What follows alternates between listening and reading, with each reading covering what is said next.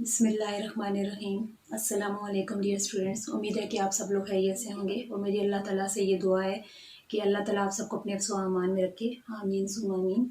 आज के अपने लेक्चर का आगाज़ करते हैं। Mathematics general maths 9th class unit number 4 हम कर रहे हैं। एक्सरसाइज 4.2 का हम कर रहे थे कंपाउंड प्रॉफिट। पहले हमने इसमें सिंपल प्रॉफिट को डिस्कस किया, उसके बाद अब हम कंपाउंड प्रॉफिट जो हमारा क्वेश्चन नंबर 11 से स्टार्ट हुआ। पिछले लेक्चर में मैंने आप लोगों को इसका एक क्वेश्चन करके बताया था। अब इसका 12, 13, 14 ये तीनों मतलब 11 to 14 सारे क्वेश्चन जो है कंपाउंड प्रॉफिट से, उससे पीछे 10 तक जो सारे सिंपल प्रॉफिट के थे। कंपाउंड प्रॉफिट का ये फार्मूला है principal multiply by 1 + rate over 100 time by minus principal. ठीक है। अब कंपाउंड प्रॉफिट मैंने आपको पहले भी डेफिनेशन बताई थी कि जिस एक साल के लिए जो हमारी प्रिंसिपल अमाउंट होती है उसमें अगर हम प्रॉफिट ऐड करें तो वो अमाउंट बन जाती है। वही अमाउंट अगले साल के लिए दोबारा प्रिंसिपल बन जाए, उसके ऊपर दोबारा प्रॉफिट लिया जाए। ठीक है, तो वो हमारे पास कंपाउंड प्रॉफिट होता है। तो क्वेश्चन नंबर 12 को हम देखते हैं। क्वेश्चन नंबर 12 तो बहुत ही इजी क्वेश्चन है। वसीम इन्वेस्ट ₹5,000 एट 5 होल 1/4% पर annum profit compounded annually. Find the amount at the end of 3rd year. ठीक है, तो उसमें आपने बताना है कि उसको लास्ट पे उसने अमाउंट क्या मिली। कंपाउंड प्रॉफिट नहीं फाइंड करना है इसमें, फाइंड द अमाउंट। ठीक है, अमाउंट क्या होता है जिसमें प्रॉफिट ऐड होता है, तो हमने बताना है कि एंड पे उसको अमाउंट क्या मिली 3rd ईयर के एंड पे। तो देखिए इसको हम कैसे सॉल्व करेंगे। इसमें हमें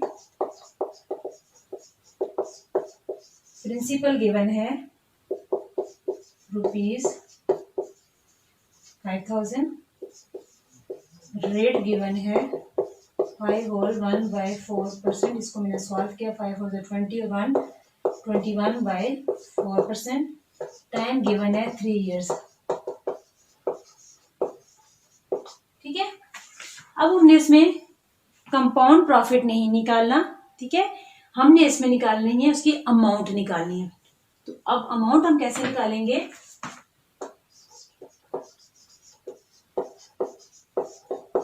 अब इसका फॉर्मूला आप देखिएगा,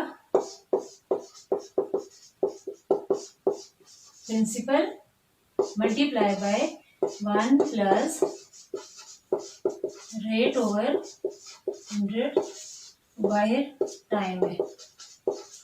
जब आपने खाली अमाउंट निकालनी है, अमाउंट क्या होता है जिसमें प्रॉफिट ऐड होता है, खाली अमाउंट जब हमने निकालनी होती है तो उसमें हम ये माइनस प्रिंसिपल नहीं लिखते। कंपाउंड प्रॉफिट जब हमने निकालना होता है तो फिर उसमें हम माइनस प्रिंसिपल लगाते हैं। लेकिन जब हमने जस्ट अमाउंट निकालनी है, ठीक है, इसको प्रिंसिपल अमाउंट भी आप कह सकते हैं, खाली अमाउंट भी कह सकते हैं, वो हमने निकालनी है तो उसमें हमसे हमारा फॉर्मूला इतना होगा, आगे माइनस प्रिंसिपल नहीं लिखना। ये डिफरेंस आपने याद रखना है कि कंपाउंड प्रॉफिट में माइनस प्रिंसिपल लिखना है, खाली अमाउंट निकालनी है तो उसमें आपने ये नहीं लिखना। ठीक है, आगे इसको अपने उसी तरीके से सॉल्व करना है। 5,000 मल्टीप्लाई बाय 1 प्लस रेट क्या है 21 और 4 नीचे आ जाएगा, 100 से मल्टीप्लाई हो जाएगा और टाइम कितना है यहाँ पे 3। ठीक है, 3 ईयर्स हमें दिया हुआ है। अच्छा, इसको आगे हम सॉल्व कर लेते हैं। 5,000 मल्टीप्लाई बाय ये हो जाएगा हमारे पास 1 + 21/400। आगे इनका एलसीएम लेके उसी तरीके से सॉल्व करना है जैसे मैंने आपको पिछले क्वेश्चन में बताया था। इसका 400 इसका एलसीएम आ जाएगा। ठीक है, 1 के इसकी जब लगाते हैं तो 1 को मल्टीप्लाई करेंगे 400 के साथ तो मेरे पास आ जाएगा 400 + 21। ठीक है, तो ये फाइनली मेरे पास क्या आ गया 5,000 मल्टीप्लाई बाय 421 ये आ गया। ठीक है, अब इसको आगे हमने सॉल्व करना है। 421 ओवर 400 मेरे पास 3 टाइम है, इसकी पावर 3 है। ठीक है, तो इसको आप मैंने पहले भी बताया था कि इसको आप चाहें तो यहीं पे इसको 3 टाइम मल्टीप्लाई करके इधर भी करके सॉल्व कर सकते हैं। इसको आप यूं भी लिख सकते हैं, अलग अलग करके भी लिख सकते हैं। 421/400 421/400 421/400। ठीक है, यूं भी आप इसको लिख के सॉल्व कर सकते हैं। तो जब आप इन सारी वैल्यूज को इन सब को आपस में मल्टीप्लाई कर लें और इनको मल्टीप्लाई करके दोनों को आपस में डिवाइड करेंगे तो मेरे पास आ जाएगा 7,461,8,461। ऊपर वाली सारी वैल्यूज को मल्टीप्लाई किया तो 7,461,8,461 आ गया और नीचे सारी वैल्यूज को मल्टीप्लाई किया तो 12,8 मेरे पास ये वैल्यू आ गई। तो जब इसको मैंने सॉल्व किया तो मेरे पास अमाउंट क्या आ गई, ₹5829.56। ठीक है, देखें प्रिंसिपल 5000 था, इसमें प्रॉफिट ऐड हुआ तो अब कितना बन गया 5829.56। इसको ये इस तरीके से करना है। नेक्स्ट है आपका क्वेश्चन नंबर 13।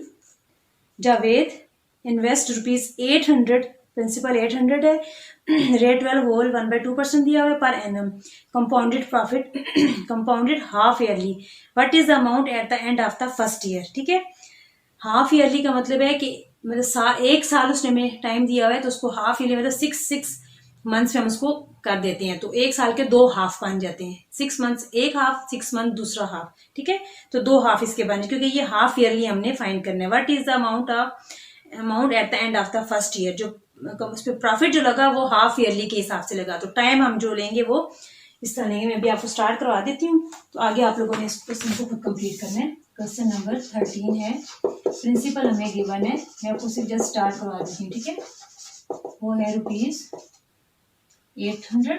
ठीक है, रेट जो आपको जो रेट गिवन है वो है 12/2%। इसको सॉल्व करें तो आ जाएगा 25/2%। ठीक है, ये जो रेट था ये एक साल का रेट दिया हुआ है।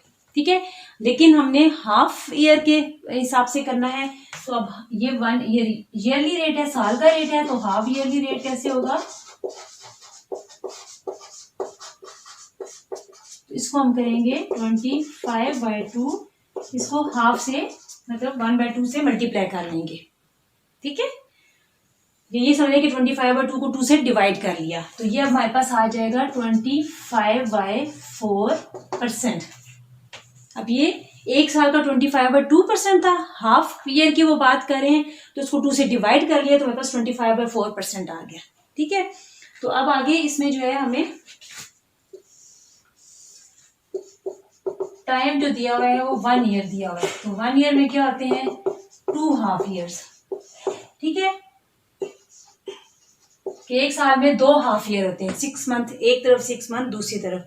जब आप इसको सॉल्व करेंगे तो यहाँ टाइम की जगह आपने क्या लेना है 2 के साथ आप इसको सॉल्व करेंगे। रेट अब आपने ये वाला लेना है, हाफ ईयरली वाला रेट भी आप ये लेंगे और टाइम भी आपने ये 2 लेना है। ठीक है, और इसी तरीके से आपने इसको सॉल्व करना है। फार्मूला आपका ये वाला लगेगा अमाउंट वाला, इसमें भी आपने अमाउंट फाइंड करनी है। ठीक है, माइनस नहीं करना आगे जाके इसको। ये हो गया 13। लास्ट हमारा क्वेश्चन नंबर 14 है, मिस्टर सलीम इन्वेस्ट ₹9,000, वो इसका प्रिंसिपल 9,000 आ गया, 2% उसका रेट है पर एनम। अच्छा, what is his amount at the end of third day. अब वो डेली का profit compound profit compounded daily. अब हर उसमें जो है ना इस 13 वाले क्वेश्चन में 6 माह के बाद उसके ऊपर प्रॉफिट लगा, फिर अगले 6 माह के ऊपर उस रेट से प्रॉफिट लगा। ठीक है, तब हमने इसको हाफ ईयरली लिया। अब 14 क्वेश्चन में जो है हमें डेली का बता रहे हैं कि डेली इस पे प्रॉफिट लग रहा है, तो हमने 3 दिनों के बाद बताना है कि वो प्रॉफिट कितने हैं। तो मैं इसको भी आपको करवा देती हूँ। हमारा 14 एक्सरसाइज का लास्ट है, इस पर हमें गिवन है ₹9,000 और रेट जो होते हैं वो ईयरली होते हैं, साल का होता है। ठीक है, मैंने एक साल के लिए जो भी रेट बैंक डिसाइड करता है स्टेट बैंक, वही वो पूरे साल के लिए वही रेट होते हैं। ठीक है, तो अब इसको क्योंकि वो कह रहे हैं कि उसमें जैसे था कि वो हाफ ईयरली के हिसाब से हमने उसका प्रॉफिट देखे, तो अब इसमें जो डेली के हिसाब से वो कर रहे हैं, तो एक साल में 365 डेज होते हैं, तो इसको मैं 365 से डिवाइड करूंगी। ठीक है, डेली, ये डेली का रेट बन गया। तो टाइम हमें कितना दिया हुआ है 3 डेज का उन्होंने कहा, तो टाइम हमारे पास कितना है 3 डेज। तो अब इसको इसमें भी हमने वही फाइनल अमाउंट, खाली अमाउंट भी लिख सकते हैं और फाइनल अमाउंट भी लिख सकते हैं, तो उसका वही फॉर्मूला लगाएंगे, principal multiply by 1 plus rate over 100, यहाँ पे आ गया टाइम। ठीक है, अब माइनस प्रिंसिपल नहीं लिखेंगे, वो उस सूरत में लिखेंगे जब हमें कंपाउंड प्रॉफिट फाइंड करना होगा। वैल्यूज लगा दें, 9,000 मल्टीप्लाई बाय 1 प्लस रेट क्या है 2/365 मल्टीप्लाई बाय 100, और यहाँ पे मैंने लगा दिया 3। ठीक है, अब आगे इसको सॉल्व करते हैं। 1 + 2 प्लस, अब 2 की यहाँ से मैं कटिंग कर दूंगी तो 1 ओवर मेरे पास रह जाएगा 365 × 50, ठीक है। ये वैल्यू रह जाएगी क्योंकि वो बड़ी वैल्यू थी, कैलकुलेटर इतनी बड़ी वैल्यू को आंसर से नहीं दे रहा था, ठीक है। तो आगे इसको हम सॉल्व करते हैं। ये मेरे पास आ जाएगा, इसका मैं एलसीएम लूंगी। 1 प्लस, पहले इनको मल्टीप्लाई कर लेती हूँ, दोनों को मल्टीप्लाई किया तो मेरे पास आ गया 18250, इसकी पावर आ गई बाय 3। आगे मैंने क्या करना है, इसके नीचे भी 1 लगाना है और इन दोनों का मैंने ले लेना है एलसीएम। तो 18250 एलसीएम है, इसको भी मैं मल्टीप्लाई करूंगी 18250 प्लस 1, ठीक है। अब मेरे पास ये आ जाएगा, इसके साथ सॉरी यहाँ पे 9000 भी था, 9000। अब आगे आ जाएगा 9000 मल्टीप्लाई बाय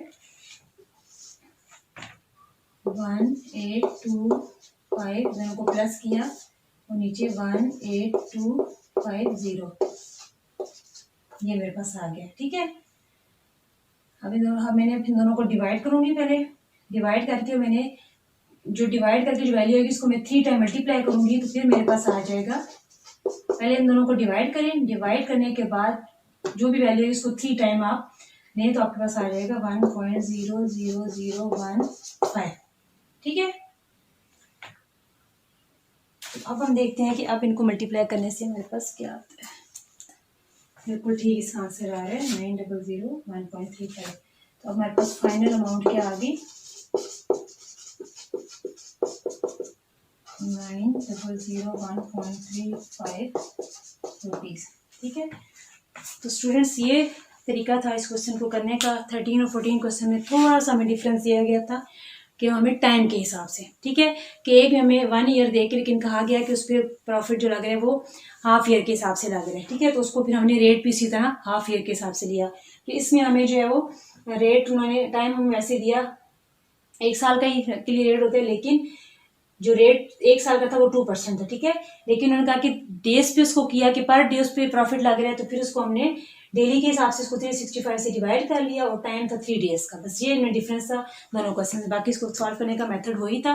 कैलकुलेशन में आपने बहुत केयरफुली कैलकुलेट करना है, जहाँ पे बड़ी वैल्यू आ रही है तो आप कोशिश किया करें कि साथ सॉल्व करते हुए किसी को आप सिंप्लीफाई कर सकते हैं, ताकि छोटी से छोटी वैल्यू आपके पास है जिसको आगे हैंडल करना आसान हो जाते हैं, ठीक है। तो मुझे उम्मीद है कि आपको सारे क्वेश्चन बहुत अच्छे तरीके से समझ आ गए होंगे। आज वाली एक्सरसाइज हमारी कंप्लीट हो गई है।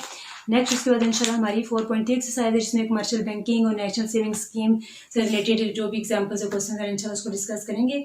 तो अगर आज का लेक्चर आपको पसंद आया तो मेरी वीडियो को जरूर लाइक और शेयर भी आपने करना है और सब्सक्राइब करना भी मत भूलिएगा। और मेरे फेसबुक चैनल को भी आपने ज़रूर लाइक करना है, फेसबुक पेज है मेरा उसको भी आपने ज़रूर लाइक करना है। तो इंशाल्लाह अपनी अगली वीडियो के साथ आपके सामने दोबारा हाजिर होंगी। अपना बहुत सारा ख्याल रखिएगा और मुझे दुआ में याद रखिएगा। अल्लाह हाफिज़।